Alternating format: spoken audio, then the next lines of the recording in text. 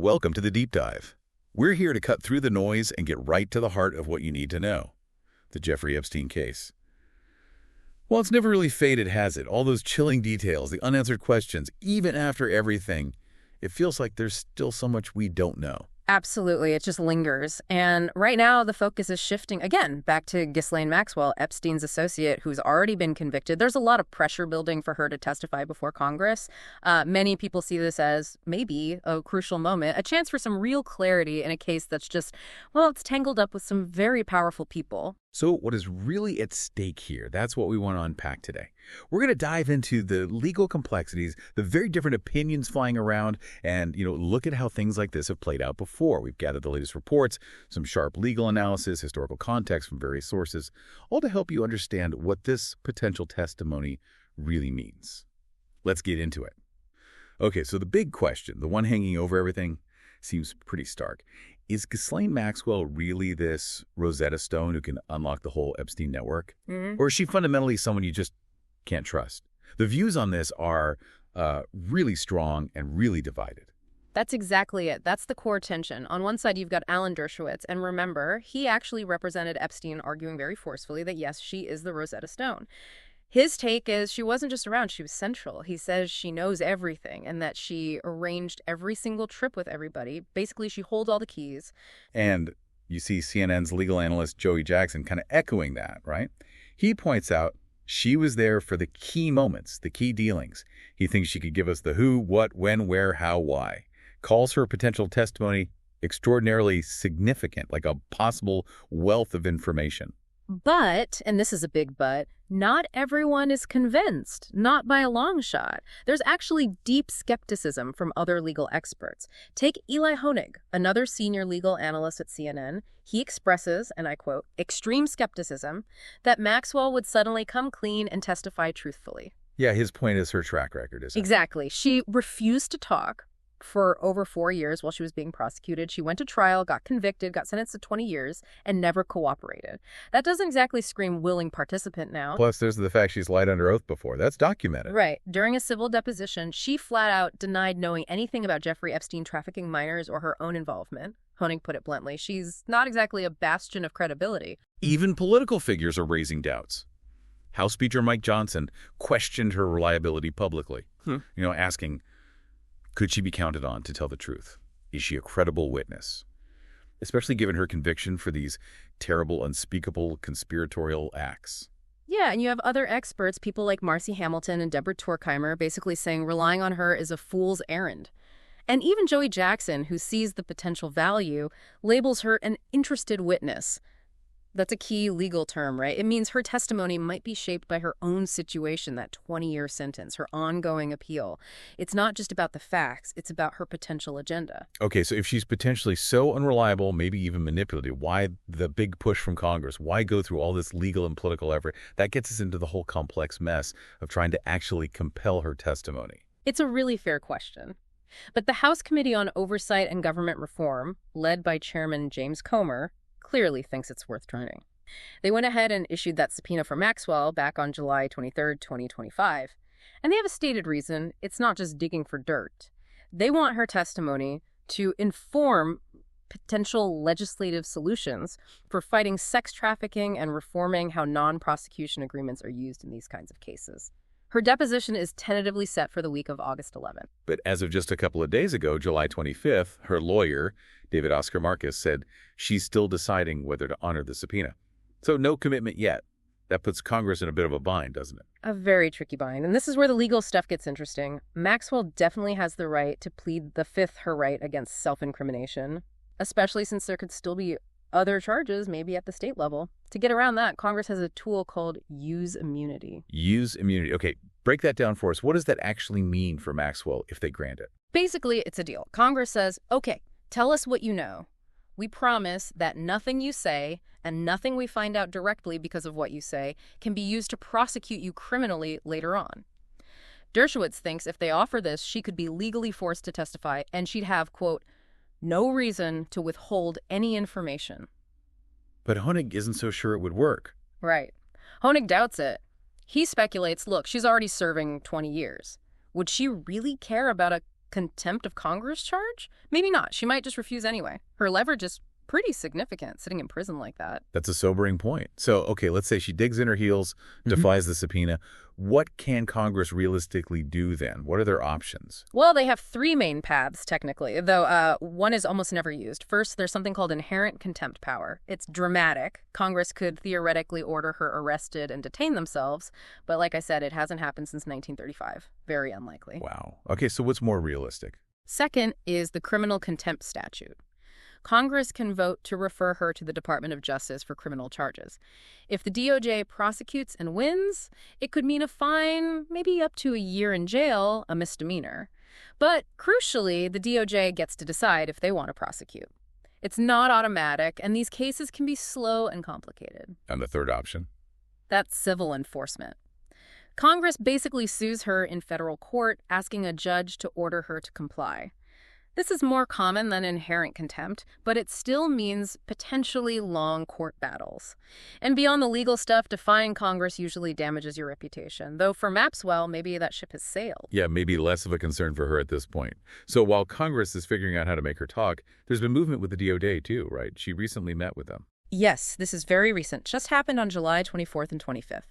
Maxwell had a 2-day interview with Deputy Attorney General Todd Blanche down in Tallahassee, and her lawyer, Marcus, came out afterward making some pretty bold claims. Said Maxwell answered every single question, talked about roughly 100 different people, covered every possible thing you could imagine, and didn't hold anything back. Strong words. Huh. And the DOJ's response? Did they confirm this sudden openness? Blanche was more measured. He just indicated the DOJ would share what they learned at the appropriate time. This whole interview, is worth noting, happened while the Trump administration was facing more heat about how the Epstein case was handled generally. Lots of calls for transparency. And this interview, it ties into that whole separate debate about grand jury testimony too, doesn't it? Exactly. Remember, the Trump administration had asked Judge Richard Berman to unseal the grand jury testimony from the original Epstein investigation. They cited massive public interest, even while admitting it didn't really fit the usual exceptions for unsealing. But Judge Berman said no. He denied that request on July 23rd. So that door closed, which kind of puts even more pressure and focus on Maxwell's potential direct testimony now. It might be the main avenue left for getting info from someone inside that circle. So the judge's denial makes Maxwell's potential testimony even more significant. But what's the general feeling about that grand jury stuff anyway? Would it have even given the public what they're looking for? Well, Joey Jackson, the analyst we mentioned, he pretty much called the whole push for grand jury transcripts a complete farce. His words, he thinks it was disingenuous, maybe a distraction. His argument is that grand jury stuff is usually just the bare bones, enough to get an indictment, maybe. It's not designed, he says, to reveal the breadth of information about everyone involved that the public really wants. So, for all its flaws, Maxwell's direct testimony could, in theory, offer much more. Okay, so let's assume she does testify. Congress somehow gets her there, maybe with immunity. What exactly are they hoping to learn? And again, how do you trust any of it, given everything we've discussed about her credibility? That is the million-dollar question, maybe billion-dollar question. Given her history, given she's an interested witness, anything she says absolutely has to be backed up, corroborated extensively. We're talking cross-referencing anything she claims with hard evidence, text messages, emails, financial records, flight logs, or testimony from other witnesses who might be, well, more reliable. Representative Dan Goldman even said any testimony from her needs to come with the release of related files to back it up.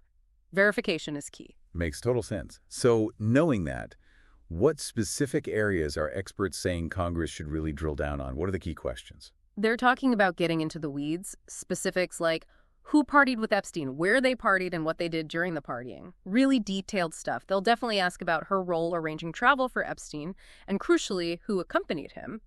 That will almost certainly include direct questions about Donald Trump, given his past association with Epstein. And the rumors that just won't die down the client list is a major target? Oh, absolutely. Trying to confirm if there is a client list, getting names of anyone involved in abusing minors that have never been made public, that's huge. Plus, questions like, is there video evidence from Epstein's properties? Were underage girls provided to any politicians, corporate executives, or celebrities? It's about mapping the network, understanding the mechanics. So really trying to understand the whole operation, not just focusing on Epstein or Maxwell themselves. Precisely. Identifying the men who played the most salient role in the trafficking, who were Epstein's most frequent associates. They'll also likely ask if anyone in the DOJ or, say, the Trump administration promised her anything for testifying a certain way. And of course, questions about that controversial 2008 sweetheart plea deal for Epstein are bound to come up. The overall goal seems to be achieving greater clarity on whether Epstein was basically supplying girls to powerful men, trying to finally address the endless conspiracy theories, and push for real accountability. You know, it feels unique, but Congress dealing with testimony from convicted criminals isn't entirely new, is it? There's some history here. That's a really important point. If Maxwell testifies, she'd be joining quite a list mafiosos to white-collar criminals who've sat before Congress after convictions and ended up shifting narratives, sometimes even their own reputations. Like Michael Cohen, right? Trump's former lawyer. His testimony was explosive. Exactly. Or think back to Michael Milken, the junk bond king. He testified after his conviction, kind of rehabilitated his image over time, and eventually got clemency from President Trump. And even further back, figures like Jack Ruby Oswald's killer. His testimony was strange, but it fed into the whole JFK narrative. And Joseph Valachi, the first mob figure to publicly break the code of silence about the mafia, his testimony was sensational. So, yeah, these moments, they can be pivotal, even when the witness is deeply compromised. Which inevitably brings us to that other big elephant in the room. Yeah. The speculation about a possible presidential pardon for Maxwell from Donald Trump. Well, she has a federal conviction, so it's possible. It is constitutionally possible, yes. Right. And speculation is definitely out there. Has Trump himself weighed in on this? He was asked about it. His response was somewhat noncommittal. It's something I haven't thought about. But then he immediately added, I'm allowed to do it, acknowledging the power he holds. And Maxwell's lawyer, Marcus, has been careful. He said they haven't asked for anything in return for her testimony just yet, but added they would welcome any relief and hope the president uses his pardon power in the right and just way. Which just fuels the speculation more, doesn't it? People like Representative Dan Goldman have suggested maybe that's her motivation, testify in a way that might earn a pardon. It's a powerful potential bargaining chip, if that's what's happening. Absolutely. It adds another layer of complexity to interpreting anything she might say. Okay, so we've really journeyed through this complex web surrounding Ghislaine Maxwell's potential testimony. You've got this intense hope from some quarters that she's the key, the Rosetta Stone for the Epstein case. But that's countered by deep, serious concerns about her credibility, her past lies, her current situation as an interested witness. Any information needs heavy-duty corroboration. Right. And the legal tools Congress has to make her testify, immunity, contempt charges, they're there. But it's not clear if they'll work or if she'll comply. Her decision is still up in the air. And floating above it all is that ever-present question mark about a presidential pardon. This deep dive really underscores that tension, doesn't it? The public wants answers, demands transparency, especially when power and privilege are involved. But getting truthful information from someone like Maxwell is incredibly challenging. It really is. It makes you think, as the public keeps pushing for truth in these difficult cases, what does Ghislaine Maxwell's very specific, very unusual situation tell us about that balance? The balance between the legal tools we have, the long road to justice, and ultimately, the public's fundamental right to know.